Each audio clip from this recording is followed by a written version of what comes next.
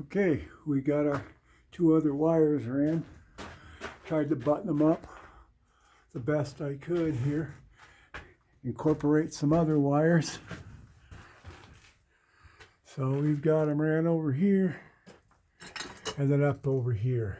So the wiring is done. So I came in here, and like I said, I had to button up this plumbing.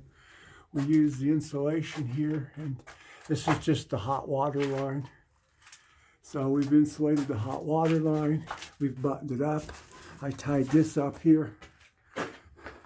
You can see this was all loose.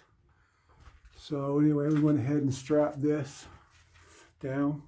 I put this insulation on here because if it was directly on that pipe, you get what's called water hammering, and that metal would slowly eat away at that PEX. So that's some insulation there.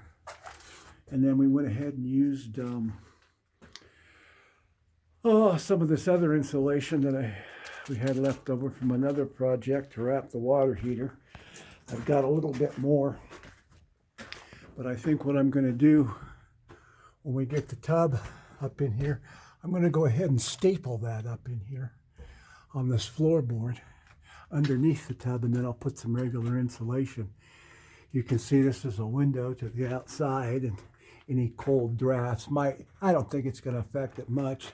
This whole basement isn't insulated, but this heater right here and all these pipes, I don't think it'll ever freeze down here.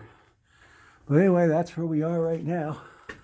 It's a great help to have these lights in here, but I'm pretty much stuck till I get more materials. Because once we start this, my next step is to take the wall out upstairs and cut all the water, and that'll shut everything off to the bathroom. So I can't be waiting for parts. I've got to have parts in hand. So anyway, that's our update for now.